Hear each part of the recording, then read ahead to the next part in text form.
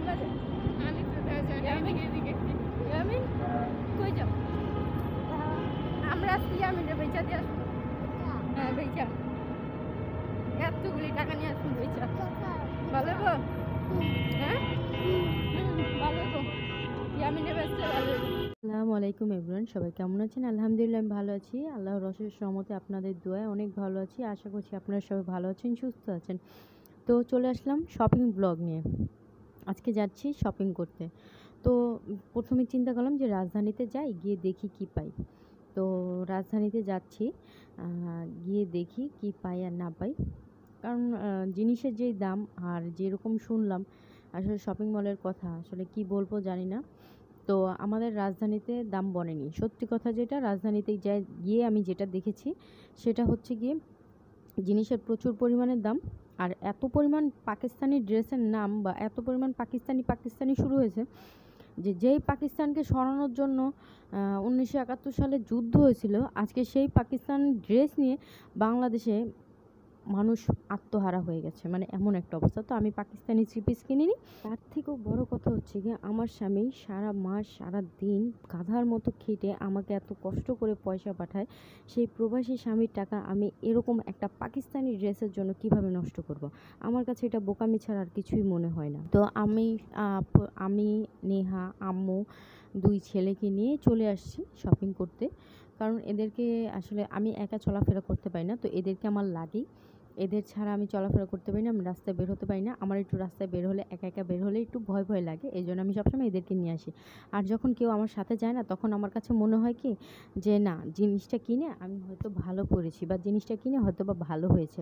আর একা যদি আমি কোনো কিছু কিনি বা কোনো কিছু ধরি বা যে কোনো একটা জিনিস কিনি না কেন, আমার কাছে মনে হয় কি হয়তো লোকটা আমাকে ঠকাইছে বা দোকানদার আমার থেকে বেশি টাকা রাখছে, দোকানদার আমার থেকে খারাপ জিনিসটা দিয়ে আমার থেকে বেশি পয়সা রাখছে, মানে আমার কাছে এরকম একটা টাইপের জিনিস মনে হয়। তো যেহেতু আস্তে আস্তে দেরি হয়ে গেছে, প্রায় 5:30 পৌনে 6টা বেজে গেছে, তো এখন যেহেতু আর বাসায় যেহেতু আর ইফতার তৈরি করতে পারবো না, তো ইফতার নিয়ে একবারে বাসায় আসলাম।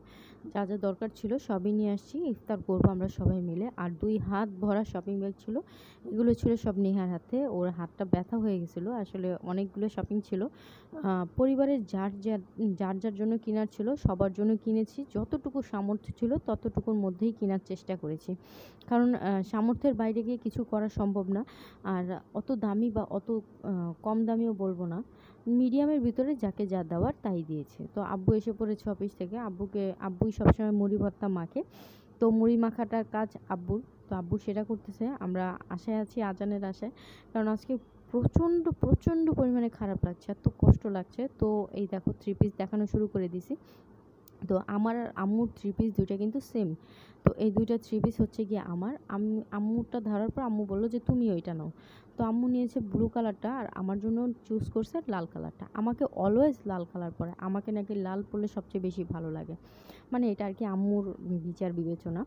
তো এরপরে হচ্ছে কি দাদির আর নানির, আমার দাদির আমার নানির দুইজনের কাপড় কিনেছি। তো নর্মালের ভিতরে সুন্দর, যাতে গরমের মধ্যে পাতলা কাপড় পরতে পারে, সবসময় পরতে পারে। একটা জিনিস দিলাম, সেটা উঠিয়ে আলমারিতে রেখে দিল, সেই জিনিসটা দেওয়ার কোনো মানে হয় না। যাতে একটা জিনিস পরতে পারে মানুষ, যাতে শরীরের সাথে লাগলে যাতে বলতে পারে যে না, কাপড়টা পরে খুব আরাম পেয়েছি, বা যে দিয়েছে তার জন্য যাতে দোয়া করতে পারে, এমন কিছু আসলে দেওয়া উচিত। তো আমার নানির জন্য আর আমার দাদির জন্য সেম কাপড় কিনেছি, কিন্তু কালারটা একটু ডিফারেন্ট, একজনেরটা হলুদ একজনেরটা সবুজ। তো এই দুটো হচ্ছে কি আমার নানির আর আমার দাদির।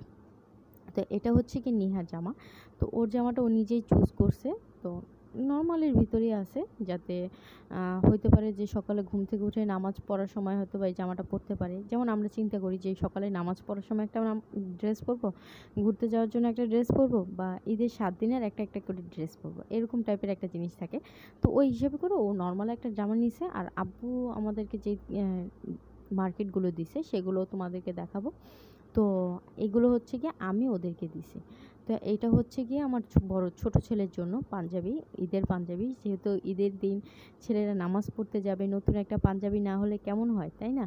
তো এটা ছেলের জন্য কিনেছি। এটা ওর সুন্দর মাপে সুন্দর হয়েছে, আর জিনিসটা দেখে এত পছন্দ হয়েছে যে সাথে সাথে নিয়ে নিয়েছি।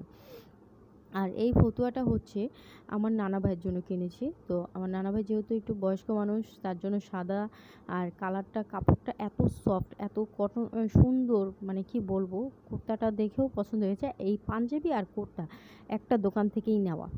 তো এই দুটো নেওয়া হয়ে গেছে। তো ইয়ামিন এখনই চাইছে পরবে, সে পরার জন্য পাগল হয়ে গেছে, সে পরবেই, তাকে কোনোভাবে বোঝানো যাচ্ছে না। সে নতুন কাপড় দেখলে বা তার কোনো কিছু দেখলে সে এখনই পরবে।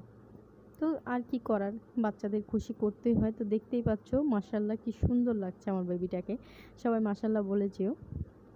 তো ওদের জন্য কেনাকাটা প্রায় অলমোস্ট শেষ। তো এখন আর আমার জন্য বেশি কিছু কিনি নাই, এই একটা গেঞ্জি কিনেছি, একটা জামা তো আগেই দেখতে পেলে।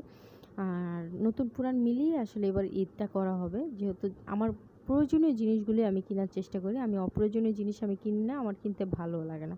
আমার দুটো হিজাব দরকার ছিল, আমি দুটো হিজাব কিনেছি, একটা নায়রা কাটের জামা কিনেছি। ব্যাস এইটুকুই হচ্ছে কি আমার জন্য যথেষ্ট। আমি এর বাইরে বেশি কিছু আমার ভালো লাগে না। তো নায়রা কাটের জামাটা ছিল সুন্দর, এই যে জামাটা কিন্তু সুন্দর হয়েছে, জামাটা লং আছে। আর সুন্দর বলতে গেলে, আমি যখন পরে যখন তোমাদের সামনে আসবো তখন তোমরা আসলে বুঝতে পারবে যে জামাটা কেমন হয়েছে। তো পরিবারের মুখে হাসি ফোটানোর জন্য। আর শপিং কিন্তু এখানেই শেষ নয়, আরও অনেক শপিং করার বাকি আছে। আর আম্মু দেখো একটু পরপর নিজের জামাটা ট্রাই দিচ্ছে। এই জিনিসটাই না আমার খুব ভালো লাগে, যে আমার নিজের কাছের মানুষগুলোকে আমি একটু খুশি করতে পারি বা আনন্দ করতে পারি, এইটুকুই অনেক কিছু। তো আজকের ভিডিওটা এখানে শেষ করছি। সবাই ভালো থেকো, সুস্থ থেকো, আগামী শপিং ভিডিও দেখার জন্য আশায় থাকো, আর আমার চ্যানেলটাতে চোখ রাখো। ভালো লাগলে লাইক, কমেন্ট, সাবস্ক্রাইব করো।